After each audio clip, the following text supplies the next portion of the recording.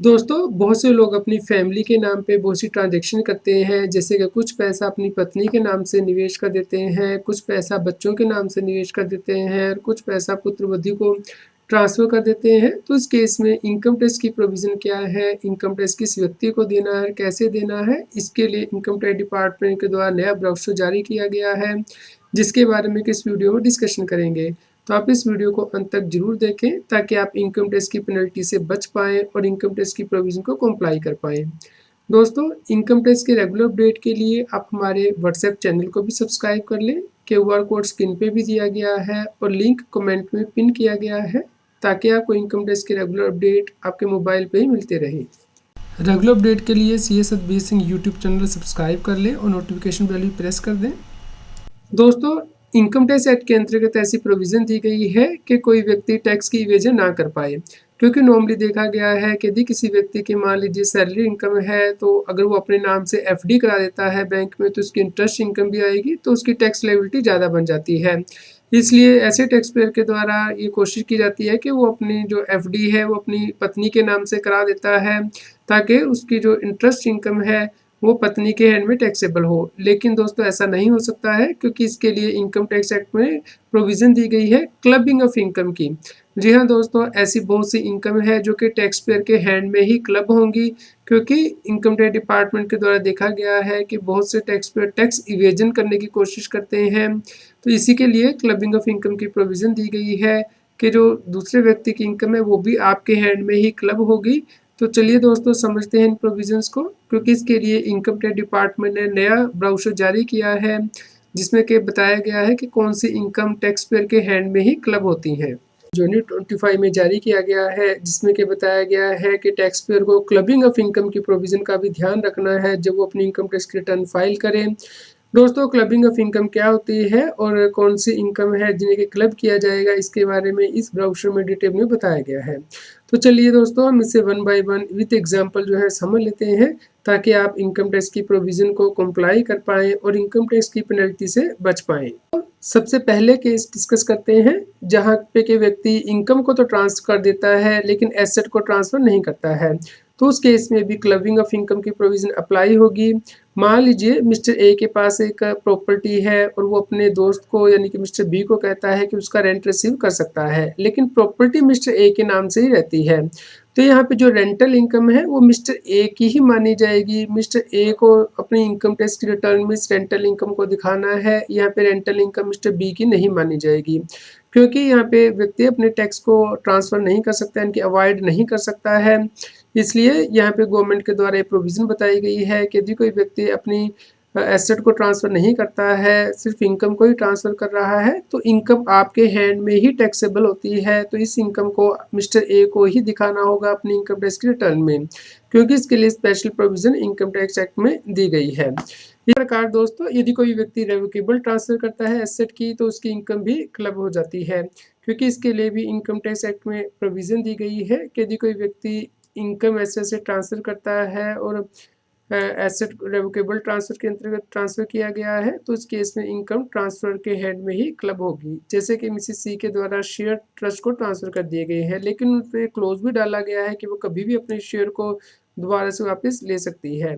तो इस केस में जो डिविडेंड इनकम अर्न किया गया ट्रस्ट के द्वारा, वो टैक्सेबल होगा मिसेस सी के हैंड में ही, क्योंकि ये इर्रेवोकेबल ट्रांसफ़र नहीं है बल्कि रेवोकेबल ट्रांसफ़र है एसेट की। तो यहाँ पे मिसेस सी के द्वारा एसेट को ट्रांसफ़र किया गया है, सिर्फ इस मकसद से कि उसकी जो इनकम है वो उसके हैंड में क्लब ना हो।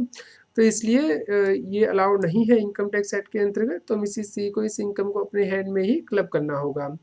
अगला केस दोस्तों देख लेते हैं, जो कि बहुत इंपॉर्टेंट है ज़्यादातर टैक्स पेयर के केस में, क्योंकि यदि कोई व्यक्ति अपनी वाइफ को कोई एसेट ट्रांसफ़र कर देता है बिना किसी कंसिडरेशन के, तो उस केस में भी इनकम क्लब होती है। जैसे कि एग्जांपल 1 हम देखते हैं, मिस्टर डी ने फिक्स्ड डिपॉज़िट कराया अपनी वाइफ के नाम से। यहाँ पे मिसेज़ डी ने कोई कंसिडरेशन नहीं पे किया है। तो यहाँ पे जो भी इंटरेस्ट इनकम अर्न होगी मिसेज़ डी को, फिक्स्ड एसेट से यानी कि एफडी से वो मिस्टर डी को अपने हैंड में ही दिखानी होगी, यानी कि हस्बैंड को अपने हैंड में दिखानी होगी, अपनी इनकम टैक्स के रिटर्न में उस इनकम को दिखाना होगा। यहाँ पे मिसेस डी अपनी इनकम टैक्स रिटर्न में से नहीं दिखा सकती है, क्योंकि इस केस में क्लबिंग ऑफ इनकम की प्रोविजन अप्लाई होगी, हस्बैंड को ही ये इनकम दिखानी होगी। या फिर मिस्टर ई जो है अपनी वाइफ को इंटरेस्ट फ्री लोन दे देता है और उसके बाद उसकी वाइफ इसे स्टॉक में इन्वेस्ट करती है, शेयर मार्केट में, और वहाँ से उसे कैपिटल गेन होता है या फिर उसे डिविडेंड इनकम होती है। तो इस केस में जो भी डिविडेंड इनकम होगी या फिर जो भी कैपिटल गेन होगा वो मिस्टर ई को अपनी इनकम टैक्स रिटर्न में दिखाना होगा। यहाँ पे वाइफ इसे अपनी इनकम टैक्स रिटर्न में नहीं दिखा सकती है, क्योंकि यहाँ पे जो फंड यूज़ किए गए हैं वो हस्बैंड से लेके यूज़ किए गए हैं बिना किसी कंसिडरेशन के, तो इसलिए यहाँ पे क्लबिंग ऑफ इनकम की प्रोविज़न एप्लीकेबल होगी। इसी प्रकार एक और एग्जांपल है जहाँ पे कि मिस्टर एफ जो कि हस्बैंड है, किसी कंपनी में शेयर होल्डर है और उसकी वजह से उसकी वाइफ को भी इस कंपनी में जॉब मिलती है और उसे सैलरी मिलती है। तो यहाँ पे भी जो सैलरी मिल रही है वो मिस्टर एफ की शेयर होल्डिंग की वजह से मिल रही है, तो यहाँ पे भी क्लबिंग ऑफ इनकम की प्रोविज़न अट्रैक्ट हो सकती है।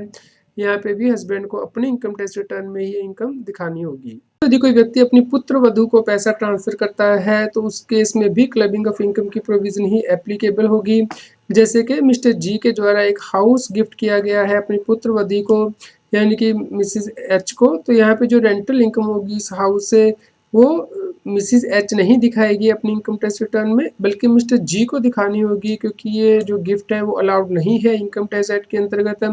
अपनी पुत्र वधू को कोई व्यक्ति ऐसे ट्रांसफ़र नहीं कर सकता है, क्योंकि ये माना जाता है कि वो यदि ऐसा करता है तो टैक्स इवेजन करने की कोशिश कर रहा है, तो इसलिए क्लबिंग ऑफ इनकम की प्रोविज़न अप्लाई होगी। इसी प्रकार मिस्टर आई अपनी पुत्र वधू को इंटरेस्ट फ्री लोन दे देता है और वो इस लोन से बॉन्ड खरीदती है, उस पर इंटरेस्ट अर्न करती है, तो इस केस में भी जो बॉन्ड से इंटरेस्ट इनकम होगी वो मिस्टर आई को ही दिखानी होगी अपने इनकम टैक्स रिटर्न में, क्लबिंग ऑफ इनकम की प्रोविज़न अप्लाई होगी। अगला के जो बहुत ज़्यादा इंपॉर्टेंट है वो है माइनर चाइल्ड का। तो द माइनर चाइल्ड के नाम से आप कोई एफडी कराते हैं या उससे कोई इनकम होती है तो वो भी आपको ही क्लब करनी है अपनी इनकम टैक्स रिटर्न में। मान लीजिए मिस्टर ए जो है माइनर चाइल्ड है जो कि इंटरेस्ट इनकम रिसीव कर रहा है फिक्स्ड डिपॉजिट से, जो कि पैसा उसके पेरेंट ने ही उसे दिया था जिससे कि एफडी कराई थी, उस पर इंटरेस्ट इनकम आ रही है।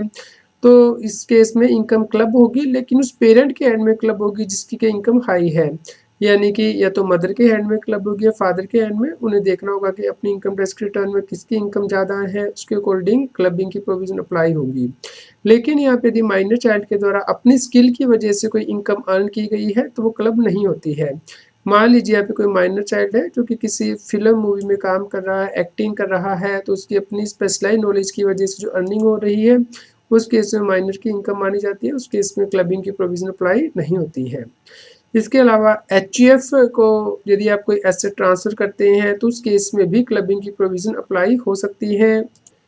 जैसे कि दोस्तों मिस्टर एम के पास एक कोई पर्सनल प्रॉपर्टी है, वो उसे अपनी एचईएफ की प्रॉपर्टी में ट्रांसफ़र कर देता है जिससे कि कुछ इनकम जनरेट होती है। तो यहाँ पे जो इनकम है वो हिंदू अनडिवाइडेड फैमिली की इनकम नहीं मानी जाएगी, मिस्टर एम की इनकम मानी जाएगी और उसे अपनी इनकम टैक्स रिटर्न में से दिखाना होगा, क्योंकि इस केस में क्लबिंग की प्रोविज़न अप्लाई होती है। तो दोस्तों आपको इन बातों का ध्यान रखना है, जब भी आप इनकम टैक्स रिटर्न फाइल करें आप इंश्योर करें कि ये इनकम जो है आप अपने ही हैंड में क्लब करें, ताकि आपको इनकम टैक्स डिपार्टमेंट के द्वारा कोई पेनल्टी ना लगाई जाए। ज़्यादातर लोगों के द्वारा ये पूछा जाता है कि इनकम टैक्स डिपार्टमेंट को कैसे पता लगता है कि कौन सा पैसा किस व्यक्ति का है। दोस्तों जब इनकम टैक्स डिपार्टमेंट स्क्रूटनी करता है तो उस वक्त बैंक स्टेटमेंट मांगता है, तो उस वक्त मान लीजिए वाइफ की बैंक स्टेटमेंट मांगी गई है जिसमें कि पता लगता है कि उसके पास जो फंड आया है वो हस्बैंड ने ट्रांसफ़र किया है बिना किसी कंसिडरेशन के, तो उस केस में क्लबिंग ऑफ इनकम की प्रोविज़न अप्लाई होनी चाहिए, यानी कि वाइफ ने जो भी इन्वेस्टमेंट की है उससे जो उसको इंटरेस्ट इनकम मिला है या दूसरी अर्निंग हुई है वो हस्बैंड को ही अपनी इनकम टैक्स के रिटर्न में दिखानी है और उसके ऊपर टैक्स पे करना होता है, otherwise income tax department penalty लगा सकता है। दोस्तों इसके बारे में आपके क्या विचार हैं, क्या इस प्रोविज़न सही है या नहीं, इसके बारे में हमें कमेंट करके ज़रूर बताएं और इसी प्रकार के रेगुलर अपडेट के लिए चैनल को सब्सक्राइब कर लें, कृपया लाइक करें और शेयर करें ताकि सभी लोगों तक की जानकारी पहुंच पाए और वो इनकम टैक्स की कंप्लायंस कर पाएँ।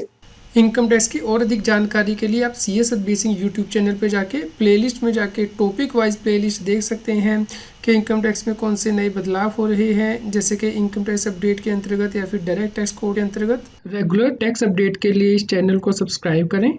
आप हमें Telegram app CS Satbir Singh टैक्सील पे ज्वाइन कर सकते हैं ताकि आप GST और इनकम टैक्स के रेगुलर अपडेट अपने मोबाइल पर ही प्राप्त कर सकें।